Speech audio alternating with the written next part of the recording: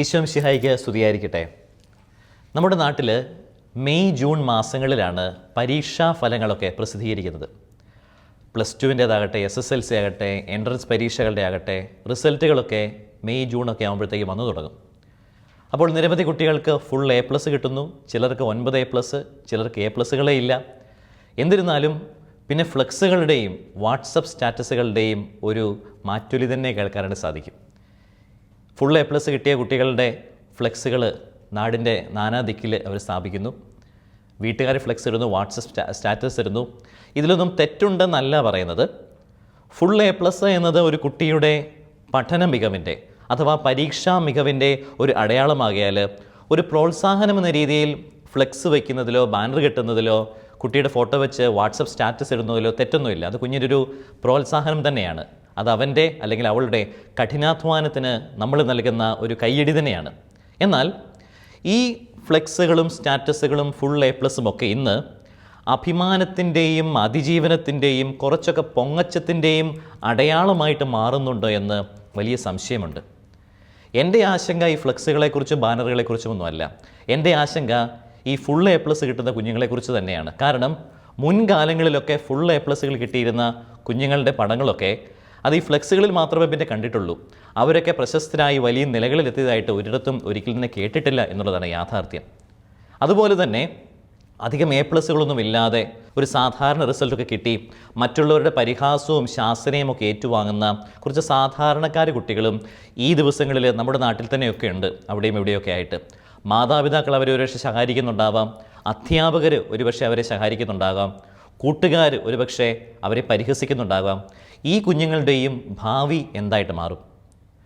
മുഴുവൻ A+ഉം കിട്ടുക എന്ന് പറയുന്നത് അഭിമാനത്തിൻ്റെയും അമിതമായ പ്രോത്സാഹനത്തിൻ്റെയും ഒക്കെ ഒരു കാരണമായിട്ട് മാറുമ്പോൾ ഇന്ന് ബുദ്ധിശക്തിയെയും കഴിവിനെയും എന്തിന് മനുഷ്യത്വത്തെ തന്നെയും അടയാളപ്പെടുത്തുന്ന ഒരു വസ്തുവായിട്ട് ഫുൾ A+ മാറിയിരിക്കുകയാണ്. കഴിവുള്ളൊരു വ്യക്തി എന്ന് പറഞ്ഞാൽ, ഒരു കുട്ടി എന്ന് പറഞ്ഞാൽ ഫുൾ A+ വേണം, അല്ലാത്തവന് കഴിവില്ല.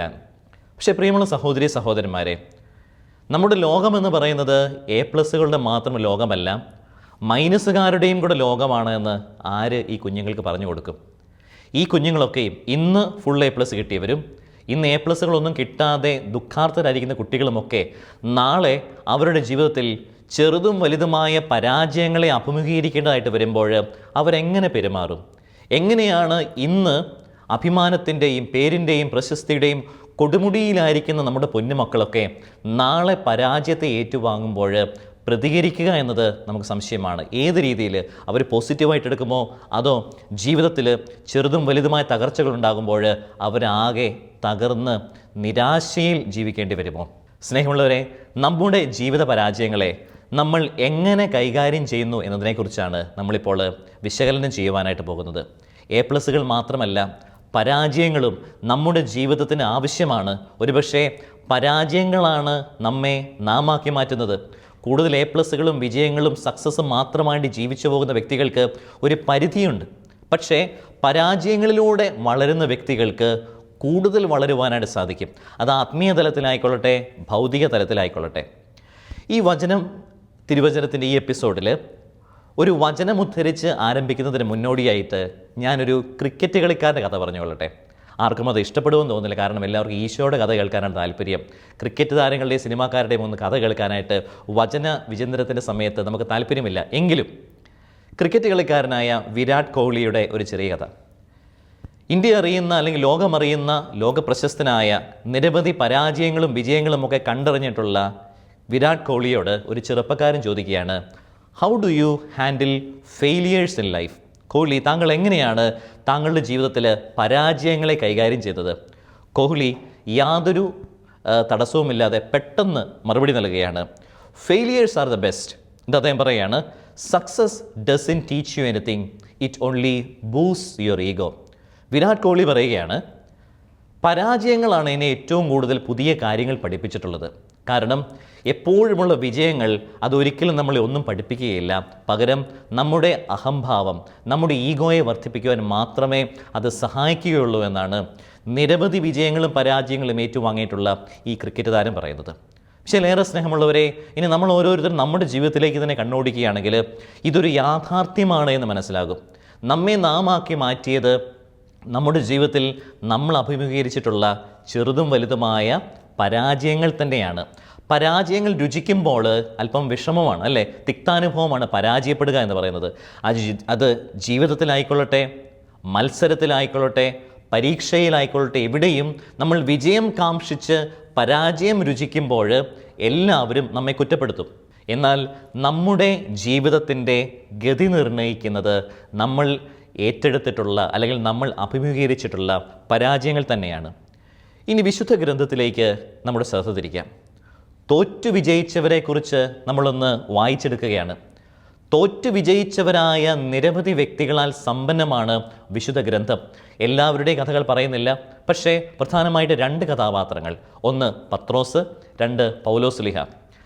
പത്രോസിനെ സംബന്ധിച്ചിടത്തോളം അജപാലകനായിട്ട്, എല്ലാവരുടെയും ഇടയനായിട്ട് ഈശോ പ്രത്യേകമായി തിരഞ്ഞെടുത്ത് സഭയുടെ താക്കോൽ ഭരമേൽപ്പിക്കുവാനായിട്ട് പ്രത്യേകമാവിധം പേര് ചൊല്ലി വേർതിരിക്കപ്പെട്ടവനാണ് പത്രോസ്. പക്ഷേ പത്രോസിനെ സംബന്ധിച്ചിടത്തോളം പത്രോസ് ഇങ്ങനെ പ്രതീക്ഷകളുടെ കൊടുമുടിയിലായിരുന്നു. ഈശോ യഹൂദരുടെ രാജാവായിട്ട് മാറും, റോമാ സാമ്രാജ്യത്തെ ഈശോ കീഴടക്കും, അങ്ങനെയെങ്കിൽ തനിക്കും നല്ല സ്ഥാനമാനങ്ങളും പേരും പെരുമയൊക്കെ ഉണ്ടാകും എന്നുള്ള തരത്തിലുള്ള കുറച്ച് സ്വപ്നമോഹങ്ങളുമൊക്കെ ആയിട്ടാണ് പത്രോസ് ഈശോയെ അനുധാവനം ചെയ്യുന്നത്. അതുകൂടാതെ സ്ലീഹന്മാരുടെ ഇടയിലും അല്ലെങ്കിൽ ഈശോ ഉൾപ്പെടെയുള്ള 13 പേരിൽ തലമുതിർന്ന വ്യക്തിയാണ് പത്രോസ് ആകിയാൽ പത്രോസ് ചില സമയത്തൊക്കെ ഈശോയെ പോലും ഉപദേശിക്കുവാൻ മടിച്ചില്ല എന്നുള്ള സത്യവും നമ്മൾ മറക്കരുത്. അങ്ങനെ ഇരിക്കുമ്പോഴാണ് ഈശോ പത്രോസിനെ ശാസിക്കുവാനായിട്ട് തുടങ്ങുന്നത്. പത്രോസ് ഇങ്ങനെ വിജയത്തിൻ്റെ കൊടുമുടിയിൽ നിന്നും ഒരുപക്ഷെ ഒരല്പം അഹന്തയുടെ കൊടുമുടിയിൽ നിന്നും പത്രോസ് നിലംപതിക്കുന്നുണ്ട്. ഈശോ അവനെ സാത്താനെ അഭിസംബോധന ചെയ്യുന്നുണ്ട്. ഈശോയെ തള്ളിപ്പറയുവാൻ മാത്രം പത്രോസിൻ്റെ അഹംഭാവം ഉയരുമ്പോൾ ഈശോ പത്രോസിന് ഒരു മുൻകരുതലെന്ന രീതിയിൽ ഒരു വാണിംഗ് കൊടുക്കുന്നുണ്ട്. പത്രോസേ, കോഴി കൂവുന്നതിന് മുൻപ് നീ എന്നെ 3 പ്രാവശ്യം തള്ളിപ്പറയുമെന്ന്. അത്രമാത്രം അധപ്പതിച്ചു പത്രോസ്ലീഹ. പക്ഷെ വലിയ പ്രതീക്ഷകളായിരുന്നു, വലിയ ആഗ്രഹങ്ങളായിരുന്നു, വലിയ വലിയ ചിന്തകളോടും വലിയ താല്പര്യത്തോടും കൂടിയാണ് ഈശോയെ അനുധാവനം ചെയ്തത്.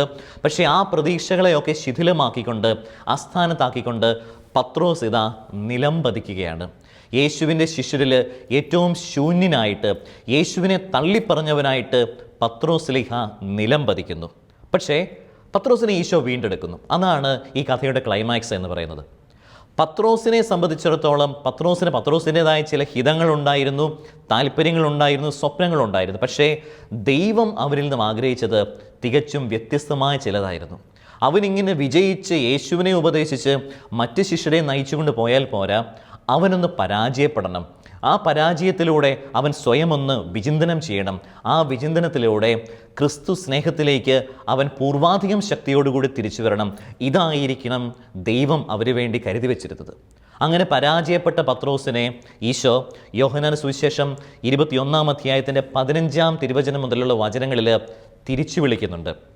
സ്നേഹമുള്ളവരെ, ഇവിടെ ഏറ്റവും രസകരമായ ഒരു കാര്യം, ഈശോയുടെ മറ്റ് സ്ലീഹന്മാർക്കൊക്കെയും ഒരൊറ്റ പ്രാവശ്യത്തെ വിളി മാത്രമാണ് ലഭിച്ചത്, ഒരൊറ്റ ദൈവവിളി, എന്നെ അനുഗമിക്കുക, വരുവിൻ വന്ന് കാണുക. അവർ ഈശോയെ അനുധാവനം ചെയ്യുന്നു. പക്ഷേ പത്രോസിനെ സംബന്ധിച്ചിടത്തോളം അവന് 2 തരത്തിലുള്ള അല്ലെങ്കിൽ 2 പ്രാവശ്യമായിട്ടുള്ള ദൈവവിളിയാണ് ലഭിക്കുന്നത്. ആദ്യമായിട്ട് തന്നെ അന്ത്രയോസ് വഴിയായിട്ട് പത്രോസ് ഈശോയെ അനുധാവനം ചെയ്യുന്നു. പക്ഷേ പത്രോസ് ഈശോ ആഗ്രഹിച്ച നിലയിലേക്ക് വളർന്നു വരുന്നില്ല. അല്പം അഹന്തയുടെ സ്വഭാവത്തോടു കൂടിയാണ് അവന് ശിഷ്യത്വത്തിൽ വളർന്നു വരുന്നത്. പക്ഷേ പത്രോസിൻ്റെ പരാജയത്തിന് ശേഷം അവൻ സ്വന്തം ജീവിതത്തെ വ്യക്തമായിട്ടൊന്ന് വിശകലനം ചെയ്യുന്നു. വളരെ എളിമയോടുകൂടി യേശുവിൻ്റെ 2ാം വിളിക്ക് വേണ്ടി അവൻ കാത്തിരിക്കുന്നു. ക്രിസ്തുവിലേറെ സ്നേഹമുള്ളവരെ, 2 തവണ ക്രിസ്തു വിളിച്ച ഒരേ ഒരു വ്യക്തി തിരുവചനത്തിൽ അത് പത്രോസ്ലീഹയാണ്. അപ്പോൾ യോഹന്നാൻ 21:15 മുതൽ ഈശോ അവനെ വിളിച്ചിട്ട് പറയുന്നു, എൻ്റെ ആടുകളെ മേയ്ക്കുക, എൻ്റെ കുഞ്ഞാടുകളെ മേയ്ക്കുക, വീണ്ടും എൻ്റെ കുഞ്ഞാടുകളെ മേയ്ക്കുക. തള്ളിപ്പറഞ്ഞവനെ, പരാജിതനായവനെ വീണ്ടും തന്നിലേക്ക് അടുപ്പിക്കുന്ന ക്രിസ്തു പത്രോസിനെ സഭയുടെ താക്കോൽ ഭരമേൽപ്പിക്കുന്നു. പിന്നീട് നടക്കുന്ന മുഴുവൻ ചരിത്രമാണ്, ബൈബിൾ ചരിത്രമാണ്, സഭാ ചരിത്രമാണ് പിന്നീട് നമ്മൾ കാണുന്നത്. പരാജയത്തിൽ നിന്നും ഉയർന്നെഴുന്നേറ്റ പത്രോസ് ഒരു ഫിനിക്സ് പക്ഷിയെ പോലെ പറന്നുയരുന്നു. പരിശുദ്ധാത്മാവിൻ്റെ അഭിഷേകം പന്തക്കുസ്താ ദിനത്തിൽ സ്വീകരിക്കുന്നു. പൂർവാധികം ശക്തിയോടുകൂടി ക്രിസ്തുവിന് സാക്ഷ്യം നൽകുന്നു. ധൈര്യസമേതം വചനം പ്രസംഗിക്കുന്നു. അങ്ങനെ പത്രോസ് ഇന്ന് നമ്മൾ കാണുന്ന പത്രോസായിട്ട് പരിണമിക്കുകയും ചെയ്യുന്നു. വിശാലേറെ സ്നേഹമുള്ളവരെ, പത്രോസ് തോറ്റില്ലായിരുന്നെങ്കിൽ, പത്രോസ് പരാജയപ്പെട്ടില്ലായിരുന്നെങ്കിൽ പത്രോസ് ആകുമായിരുന്നില്ല. പത്രോസ് പരാജയപ്പെട്ടില്ലായിരുന്നെങ്കിൽ, പത്രോസ് തോറ്റില്ലായിരുന്നെങ്കിൽ പത്രോസിലൂടെ നമുക്ക് ലഭിക്കേണ്ടതായ ശ്ലൈഹിക പാരമ്പര്യം പോലും ഏതു വിധത്തിലാകുമായിരുന്നു എന്നതിനെക്കുറിച്ച് നമുക്ക് ചിന്തിക്കേണ്ടിയിരിക്കുന്നു. അപ്പോൾ പത്രോസ് തോറ്റു വിജയിച്ച ഒരു ശിഷ്യനാണ്. അതുപോലെ തന്നെയാണ് വിശുദ്ധ പൗലോസിൻ്റെയും കഥ. അപ്പസ്തോല പ്രവർത്തനം 9-ാം അധ്യായത്തിൻ്റെ 4-ാം തിരുവചനത്തിൽ പൗലോസ് ലീഹ നിലം പതിക്കുന്നതായിട്ട് നമ്മൾ കാണുന്നുണ്ട്. പൗലോസിൻ്റെ അഹംഭാവം എന്ന് പറയുന്നത് പത്രോസിൻ്റെതിനേക്കാൾ 10 മടങ്ങ് വലുതായിരുന്നു. ഭാഷാ നൈപുണ്യമുണ്ട്, പാണ്ഡിത്യമുണ്ട്. ഗമാലിയേലിൻ്റെ കീഴിൽ ശിഷ്യത്വത്തിൽ വളർന്ന് തീക്ഷ്ണമതിയും അല്പസ്വല്പം തീവ്ര ചിന്താഗതിക്കാരനുമായിട്ടാണ് പൗലോസ് അല്ലെങ്കിൽ സാവൂൾ വളർന്നു വരുന്നത്. അപ്പോൾ ഈ സാവൂളിനെ സംബന്ധിച്ചിടത്തോളം അവൻ ആരെയും ഭയമില്ല, ദൈവഭയമില്ല, മനുഷ്യരെ ഭയമില്ല. അഹന്തയുടെ കൊടുമുടിയിലാണ് ഈ സാവൂൾ എന്ന വ്യക്തി. പക്ഷേ ദൈവത്തിൻ്റെ പദ്ധതി മറ്റൊന്നായിരുന്നു. അവനെ ഒരല്പം പരാജയം രുചിപ്പിക്കുവാൻ തന്നെ ദൈവം ഹിതമാകുന്നു. അങ്ങനെ പൗലോസ് ലീഹ കുതിരയുടെ മുകളിൽ നിന്നും അല്ലെങ്കിൽ തൻ്റെ അഹന്തയുടെ മുകളിൽ നിന്നും നിലംപതിക്കുന്നു. അവരെ സംബന്ധിച്ചിടത്തോളം ഒരിക്കലും താൻ പ്രതീക്ഷിക്കാത്ത തരത്തിലുള്ളൊരു വലിയ പരാജയമായിരുന്നു നേരിടേണ്ടി വന്നത്. പക്ഷേ ആ നിലത്ത് കിടന്നുകൊണ്ട്, ആ പൂഴിയിൽ കിടന്നുകൊണ്ട് അവൻ ക്രിസ്തുവിൻ്റെ, ഉത്ഥിതനായ യേശുവിൻ്റെ മുഖം ദർശിക്കുന്നു. ഉത്ഥിതന പ്രകാശം അവൻ്റെ കണ്ണുകളിൽ പതിക്കുന്നു. അങ്ങനെ അവൻ പരാജയത്തിൽ നിന്നും വിജയത്തിലേക്ക് ക്രിസ്തുവിൻ്റെ ദാസനായി, ക്രിസ്തുവിൻ്റെ ഒരു ധീരയോദ്ധാവായിട്ട് വേർതിരിക്കപ്പെടുകയും അഭിഷേകം ചെയ്യപ്പെടുകയും ചെയ്യുന്നുണ്ട്. മിശിലേറെ സ്നേഹമുള്ളവരെ, ഈ 2 വ്യക്തികളും, പത്രോസ് ആയിക്കൊള്ളട്ടെ പൗലോസ് ലീഹ ആയിക്കൊള്ളട്ടെ, 2 പേരും പരാജയത്തിൽ ചെയ്തതെന്താണ്? ക്രിസ്തുനാഥൻ്റെ മുഖം ദർശിച്ചു എന്നുള്ള സത്യമാണ് നമ്മളിവിടെ മനസ്സിലാക്കേണ്ടത്. നാം ഓരോരുത്തരും നമ്മുടെ ജീവിതത്തിൽ, അത് പരീക്ഷയിലായിക്കൊള്ളട്ടെ, ജീവിതത്തിലായിക്കൊള്ളട്ടെ, ബിസിനസ്സിലായിക്കൊള്ളട്ടെ, പരാജയങ്ങൾ ഏറ്റുവാങ്ങുമ്പോൾ നമ്മൾ ആദ്യം ചെയ്യേണ്ടത് ഈ പരാജയങ്ങളിലൂടെയാണ് ഞാൻ വിജയം വരിക്കുന്നതെന്ന സത്യം മനസ്സിലാക്കുകയും ക്രിസ്തുനാഥൻ്റെ മുഖത്തേക്ക് ഉറ്റുനോക്കുകയുമാണ് വേണ്ടത്. ക്രിസ്തുവിൻ്റെ മുഖത്തേക്കാൾ നമുക്ക് ആത്മവിശ്വാസത്തോടുകൂടി ഉറ്റുനോക്കുവാൻ പറ്റിയ മുഖങ്ങളൊന്നും നമ്മുടെ പരാജയത്തിൻ്റെ വേളകളിൽ കാണുകയില്ല. പത്രോസിനെ സംബന്ധിച്ചിടത്തോളം പത്രോസ് പരാജിതനായി നിലംപതിക്കുമ്പോൾ അവൻ ഉറ്റുനോക്കുന്നത് ക്രൂശിതൻ്റെ മുഖത്തേക്കാണ്, അല്ലെങ്കിൽ പീഡ അനുഭവിക്കുന്ന ക്രൂശിതനായ യേശുവിൻ്റെ മുഖത്തേക്കാണ് പത്രോസ് കണ്ണു തുറന്നു നോക്കുന്നത്. അവന് ആത്മവിശ്വാസം ലഭിക്കുന്നു, അവന് ക്രിസ്തുവിൻ്റെ സ്നേഹത്തെക്കുറിച്ചുള്ള വ്യക്തത ലഭിക്കുന്നു, ക്രിസ്തുവിന് തന്നെക്കുറിച്ച് ഒരു പദ്ധതിയുണ്ട് എന്ന് മനസ്സിലാക്കുന്നു. അങ്ങനെ ക്രൂശിതൻ്റെ മുഖത്ത് നിന്നും പ്രചോദനം ഉൾക്കൊണ്ടുകൊണ്ടാണ് പത്രോസ് ഉണർന്നെഴുന്നേൽക്കുന്നത് പരാജയത്തിൽ നിന്നും. എന്നാൽ പൗലോസ് ലീഹായാകട്ടെ, പൗലോസ് ദർശിക്കുന്നത് ഉത്ഥിതനായ യേശുവിൻ്റെ മുഖമാണ്. നോക്കുക, ഒരാൾ ക്രൂശിതനെ ദർശിക്കുന്നു, മറ്റൊരാൾ ഉത്ഥിതനെ ദർശിക്കുന്നു. സ്നേഹമുള്ളവരെ, ക്രൂശിതനും ഉത്ഥിതനുമായ യേശുനാഥനെയാണ് നമ്മൾ ഓരോരുത്തരും നമ്മുടെ പരാജയങ്ങളിൽ, നമ്മുടെ തോൽവികളിൽ കണ്ടു മനസ്സിലാക്കേണ്ടത്. ആ സ്നേഹത്തിലേക്കാണ് നമ്മൾ ഓരോരുത്തരെയും ആമന്ത്രണം ചെയ്യപ്പെടുന്നതും. അപ്പോൾ ക്രൂശിതനും ഉത്ഥിതനുമായവനെ ഉറ്റുനോക്കുമ്പോഴാണ് പരാജയ ഭീതിയിൽ നിന്നും പരാജയങ്ങളുടെ കെണിയിൽ നിന്നും നമുക്ക് രക്ഷ നേടുവാനായിട്ട് സാധിക്കുക. ഈശോയെ തന്നെ നോക്കുകയെ, ഈശോ മനുഷ്യരുടെ ദൃഷ്ടിയിൽ പരാജിതനായിരുന്നു. പ്രത്യേകിച്ചും യഹൂദരെ സംബന്ധിച്ചിടത്തോളം ദുഃഖ വെള്ളിയാഴ്ച എന്നൊരു ദിവസം ക്രിസ്തുവിൻ്റെ പരാജയത്തിൻ്റെ ദിവസമാണ്. റോമ സാമ്രാജ്യത്തിലുള്ളവരെ സംബന്ധിച്ചിടത്തോളം ക്രിസ്തുവിൻ്റെ മരണമെന്നത് ദുഃഖ വെള്ളിയാഴ്ച, ക്രിസ്തുവിൻ്റെ പരാജയത്തിൻ്റെ വമ്പൻ തോൽവിയുടെ ദിവസമാണ്. എന്നാൽ നമ്മൾ വിശ്വാസികളെ സംബന്ധിച്ചിടത്തോളം ക്രിസ്തു തോറ്റവനല്ല. ക്രിസ്തു തോൽവികളെയും പരാജയങ്ങളെയും പരാജയപ്പെടുത്തിയ വ്യക്തിയാണ്. ഇതിനെക്കുറിച്ചുള്ള വ്യക്തമായ ഒരു ധാരണ നമുക്ക് ലഭിക്കണമെങ്കിൽ 1 കൊറിന്തോസ് 1-ാം അധ്യായം 18 മുതലുള്ള തിരുവചനങ്ങളിൽ പൗലോസ് തന്നെ ക്രൂശിതനും ഉത്ഥിതനുമായവനെക്കുറിച്ച് സാക്ഷ്യം നൽകുന്ന വചനമൊന്ന് വായിച്ചു നോക്കണം. നാശത്തിലൂടെ ചരിക്കുന്നവർക്ക് കുരിശിൻ്റെ വചനം ഭോഷത്വമാണ്, രക്ഷയിലൂടെ ചരിക്കുന്ന നമുക്കോ അത് ദൈവത്തിൻ്റെ ശക്തി എത്രയെന്ന്. അപ്പോൾ ഗ്രീക്കുകാരെ സംബന്ധിച്ചിടത്തോളം, റോമാക്കാരെ സംബന്ധിച്ചിടത്തോളം, യഹൂദരെ സംബന്ധിച്ചിടത്തോളം കുരിശിൻ്റെ വചനം ഭോഷത്തരമാണ്, അത് പരാജയത്തിൻ്റെ വചനമാണ്. കുരിശ് എന്ന് പറഞ്ഞത് തോൽവിയുടെ അടയാളമാണ്, അത് തകർച്ചയുടെ അടയാളമാണ്. എന്നാൽ യേശുനാഥൻ്റെ ജീവിതം എന്ന് പറയുന്നത് കുരിശ് കൊണ്ട് അവസാനിക്കുന്ന ഒരു ജീവിതമായിരുന്നില്ല, കുരിശിൽ അവസാനിക്കുന്ന ഒരു ജീവിതമായിരുന്നില്ല ക്രിസ്തുവിൻ്റേത്. പകരം അവിടുന്ന് ഉത്ഥാനം ചെയ്തു. മരണത്തെയും പാപത്തെയും സാത്താൻ്റെ കുതന്ത്രമായ പരാജയങ്ങളെയും കീഴ്പ്പെടുത്തിയ യേശുനാഥൻ ഉത്ഥാനത്തിൻ്റെ മഹിമ കൊണ്ട് നമ്മളെ ഇന്ന് ചേർത്ത് പിടിക്കുമ്പോൾ, മിശേൽ സ്നേഹമുള്ളവരെ, നമ്മുടെ പരാജയങ്ങളെയും ക്രിസ്തുനാഥൻ്റെ സന്നിധിയിൽ സമർപ്പിക്കാം. കാരണം തകർന്നവരെ കൈപിടിച്ച് എഴുന്നേൽപ്പിക്കുന്ന കർത്താവാണ് നമ്മുടേത്. നമുക്ക് സങ്കീർത്തനങ്ങളിലേക്ക് നമ്മുടെ ശ്രദ്ധ തിരിക്കാം. ചില സങ്കീർത്തന വചനങ്ങളിൽ പരാജയങ്ങളിൽ താങ്ങായി തണലായി വരുന്ന ദൈവത്തെക്കുറിച്ചുള്ള പരാമർശമുണ്ട്. ഇത് വെറും പരാമർശമായിട്ട് കാണാതെ നമ്മുടെ ജീവിത ദുഃഖങ്ങളിലും തകർച്ചകളിലും പരാജയങ്ങളിലുമൊക്കെ നമുക്കൊക്കെ ആശ്രയമായി വരേണ്ട ഒരു പ്രാർത്ഥനയായിട്ട് നമുക്കിതിനെടുക്കാം. ഒന്നാമത്തെ വചനം സങ്കീർത്തനം 40-ാം അധ്യായത്തിൻ്റെ 2-ാം തിരുവചനമാണ്. വചനത്തിൽ വായിക്കുന്നു, ഭീകരമായ ഗർത്തത്തിൽ നിന്നും കുഴഞ്ഞ ചേറ്റിൽ നിന്നും അവിടുന്ന് എന്നെ കരകയറ്റി, എൻ്റെ പാദങ്ങൾ പാറയിൽ ഉറപ്പിച്ചു, കാൽവയ്പ്പുകൾ സുരക്ഷിതമാക്കി. യഥാർത്ഥത്തിൽ ഇവിടെ പരാമർശിക്കപ്പെടുന്ന പരാജയം അത് ദാവീദിൻ്റെയോ സങ്കീർത്തകൻ്റെയോ അല്ല, മറിച്ച് ജെറമയ പ്രവാചകൻ്റെ ഒരു പരാജയത്തെക്കുറിച്ചാണ് ഇവിടെ നമ്മൾ വായിക്കുന്നത്. സങ്കീർത്തനത്തിൽ ജെറമയായെ ചെളി നിറഞ്ഞ ഒരു കിണറ്റിലേക്ക് കെട്ടിയിറക്കുന്നുണ്ട്.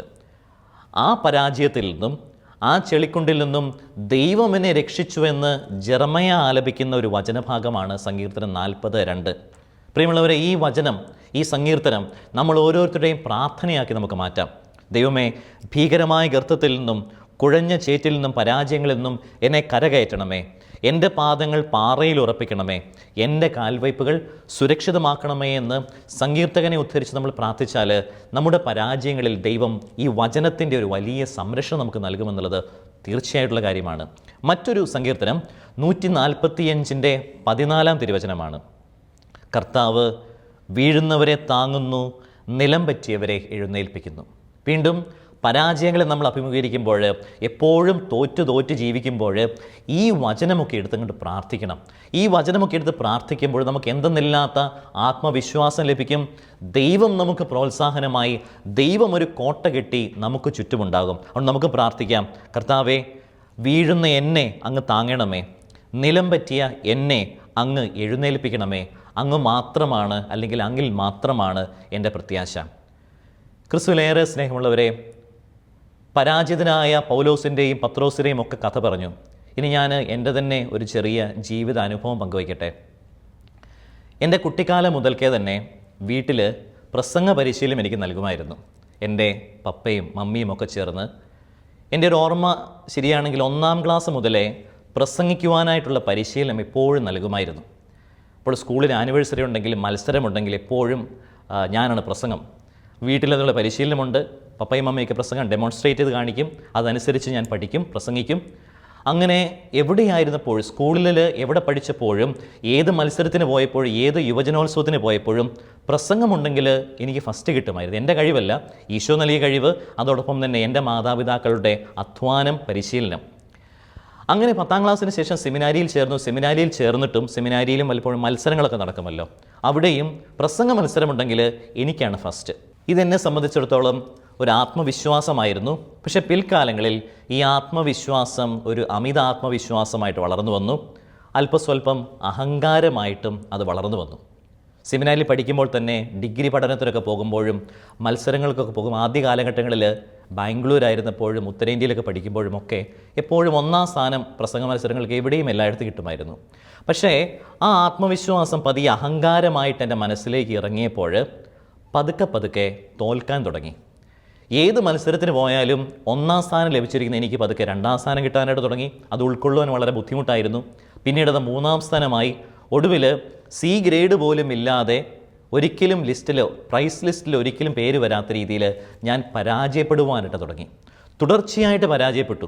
ആദ്യമൊക്കെ ഇതൊന്ന് ഉൾക്കൊള്ളുവാനായിട്ട് വളരെ ബുദ്ധിമുട്ടായിരുന്നു. കാരണം വിജയം മാത്രം രുചിച്ച് വളർന്ന എനിക്ക് അല്പസ്വല്പം പരാജയങ്ങൾ എൻ്റെ ജീവിതത്തിലേക്ക് വന്നപ്പോൾ ഞാൻ ശരിക്കും അല്പം വിഷാദത്തിലേക്കും ഒരിക്കലും ഉൾക്കൊള്ളുവാൻ സാധിക്കുന്നില്ല എങ്ങനെ ഈ പരാജയങ്ങളെ കൈകാര്യം ചെയ്യണമെന്ന്.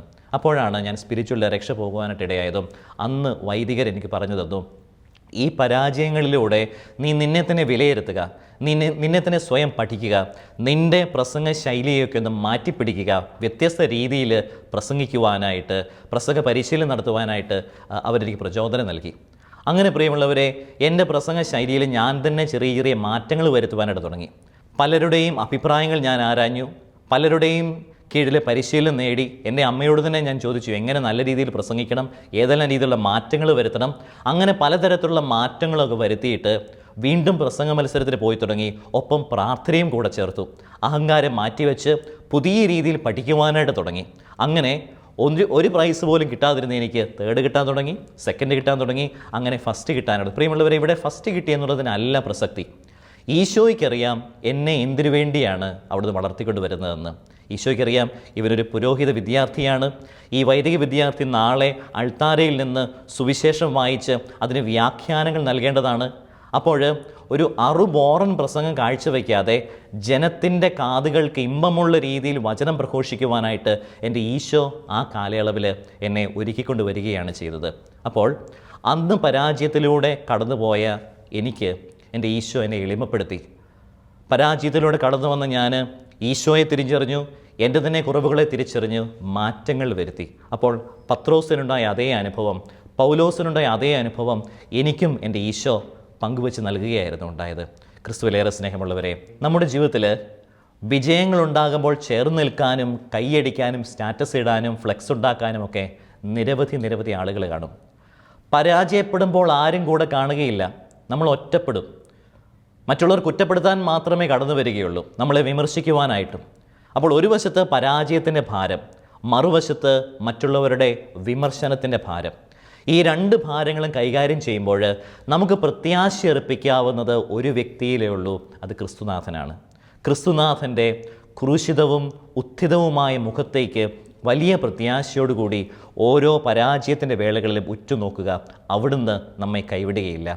വിശലേറെ സ്നേഹമുള്ളവരെ, നമ്മുടെ പൊന്നുമക്കളും നമ്മുടെ ഭവനത്തിലെ ഓരോരുത്തരും നമ്മൾ പരാജയങ്ങളെ അഭിമുഖീകരിക്കുമ്പോൾ പരിശുദ്ധാത്മാവിൻ്റെ പ്രേരണയാൽ ദൈവത്തിൻ്റെ തിരുമുഖത്തേക്ക് ഉറ്റുനോക്കുവാനുള്ള ശക്തി നമുക്ക് ലഭിക്കുമാറാകട്ടെ.